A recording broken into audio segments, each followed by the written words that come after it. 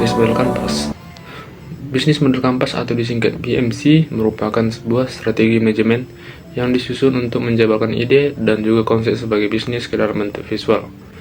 Secara sederhana, definisi bisnis model kanvas yaitu kerangka manajemen untuk mempermudah dalam melihat gambaran ide bisnis dan juga realisasinya secara cepat. Jadi tujuan bisnis model kanvas ini adalah membantu para pemilik bisnis atau entrepreneur untuk memetakan dan mengkomunikasikan aspek-aspek kunci dari model bisnis mereka dengan cara yang mudah dipahami oleh orang lain. 9 elemen dalam bisnis model kanvas. 9 elemen tersebut adalah panduan untuk pelaku bisnis dalam menentukan sistem kerja perusahaan dan juga media untuk mengevaluasi kegiatan perusahaan apakah sudah berjalan sesuai sistem atau tidak. Yang pertama ada customer segment atau segmentasi konsumen. Elemen pertama yang wajib ada dalam bisnis model kanvas yaitu segmentasi konsumen. Adapun jenis bisnis yang Anda miliki, tentukan dulu segmentasi pelanggan dengan tepat dari awal. Anda juga harus menentukan siapa saja yang akan menjadi target bisnis. Segmen pelanggan yang mana yang berpotensi membeli produk atau jasa Anda. Yang kedua ada value proposition atau proposisi nilai konsumen. Setelah menentukan siapa saja yang menjadi target konsumen, kemudian Anda harus tahu bagaimana bisnis Anda dapat bermanfaat untuk pelanggan. Value proposition ini akan menjelaskan mengenai poin-poin ataupun nilai yang ditawarkan oleh suatu bisnis untuk segmen konsumennya. Dengan membuat value proposition, Anda dapat mengetahui apa saja yang diperoleh pada konsumen saat menggunakan produk dan layanan Anda nantinya. Yang ketiga ada channel. Channel adalah mediasi interaksi antar bisnis dengan para konsumen untuk menyampaikan produk dan juga layanannya. Penentuan channel ini merupakan salah satu faktor penentu kesuksesan dalam menjalankan bisnis. Pikirkan dengan baik channel apa saja yang akan digunakan untuk menjangkau konsumen. Misalnya saja dengan menggunakan media sosial, website, dan lain sebagainya. Yang keempat ada customer relationship atau hubungan konsumen. Setelah mengetahui dan memahami segmentasi pasar yang sesuai dengan channel yang akan digunakan, maka sekarang adalah saatnya untuk menentukan bagaimana bisnis Anda bisa berinteraksi dengan pelanggan. Pahami bagaimana cara menjalin sebuah hubungan dengan pelanggan supaya mereka tidak mudah berpaling ke kompetitor. Contoh yang dapat Anda terapkan misalnya saja dengan memberikan potongan harga, mengadakan giveaway, atau menyediakan program membership. Yang kelima ada revenue streams. Elemen bisnis kanvas yang satu ini menggambarkan sumber pendapatan yang berasal dari bisnis Anda. Hal ini merupakan hal yang sangat penting dan perlu dikelola dengan semaksimal mungkin. Cobalah untuk pikirkan bagaimana cara untuk meningkatkan pendapat bisnis yang Anda rintis. Misalnya saja selain mengandalkan sumber penghasilan utama dari penjualan produk. Yang keenam ada key resource atau sumber daya agar tetap kompetitif. Yang ke-8 ada key partnership atau kerjasama. Key partnership merupakan elemen yang ada di dalam bisnis model kanvas yang berisi mengenai daftar sumber daya di luar perusahaan yang Anda perlukan untuk mencapai key activities dan juga untuk menyampaikan value ke pelanggan.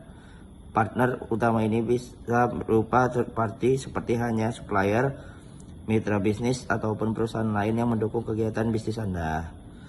Yang terakhir nomor 9 ada cost structure atau struktur biaya. Cost structure adalah elemen terakhir yang ada di dalam bisnis model kanvas. Di dalam elemen ini mencakup pemerataan biaya untuk mengoperasikan bisnis sesuai dengan value proposition. Selain itu, juga untuk mengelola anggaran bisnis secara lebih efisien untuk meminimalisir risiko kerugian dan juga kondisi keuangan perusahaan yang tidak sehat.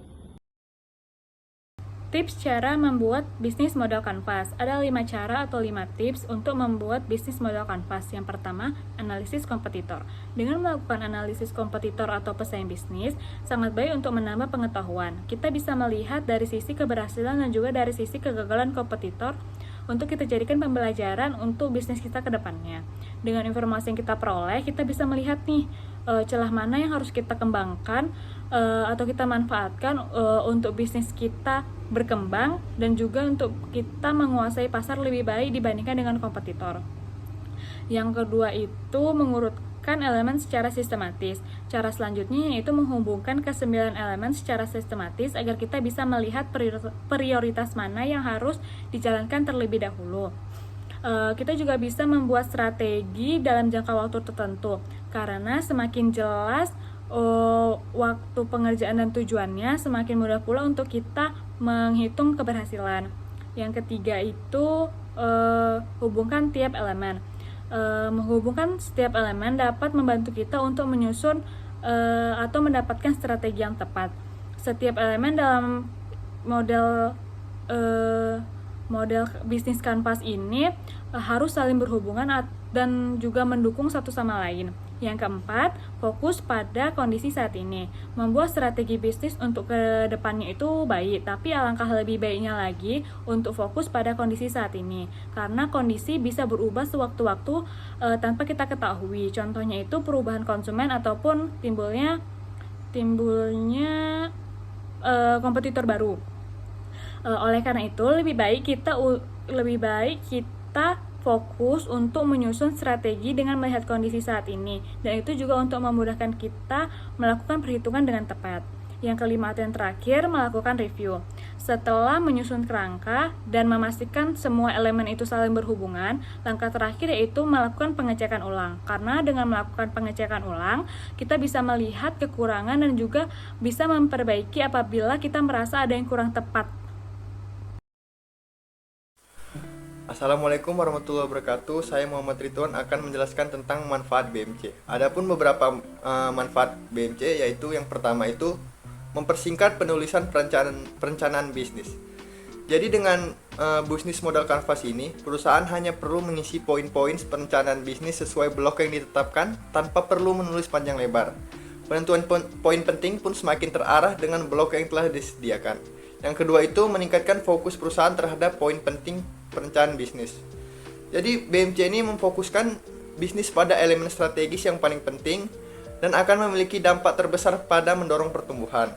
Jadi sifat visualnya ini membantu pemahaman dengan dapat melihat gambaran keseluruhan bisnis, dan dengan demikian melihat area kekuatan dan kelemahan tergantung pada input itu.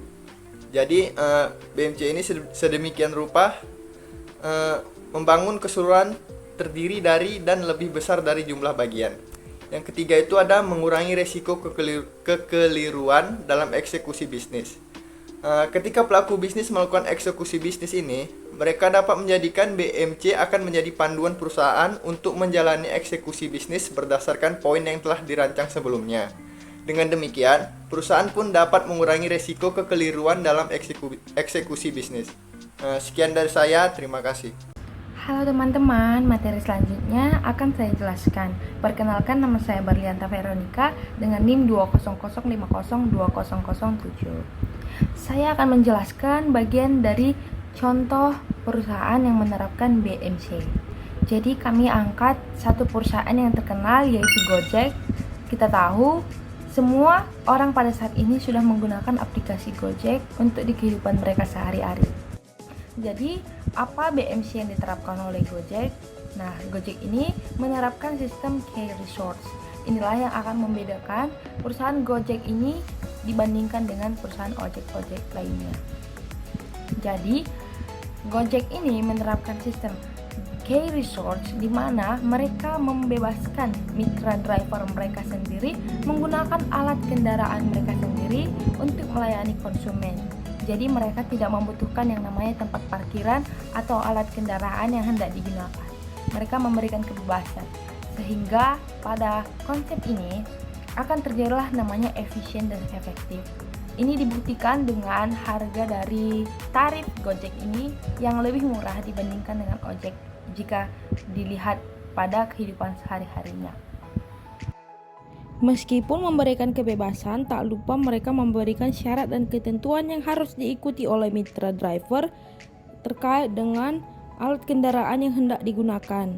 Seperti usia sepeda motor maksimal 8 tahun dihitung dari tahun pendaftaran dan memiliki spesifikasi motor yang harus di bawah 250 cc. Baik, demikianlah pemaparan dari kelompok kami, yaitu kelompok 3 terkait dengan materi bisnis model kanvas. Kami berharap teman-teman sekalian mengetahui, dan mampu memahami terkait dengan materi ini. Sekian dan terima kasih.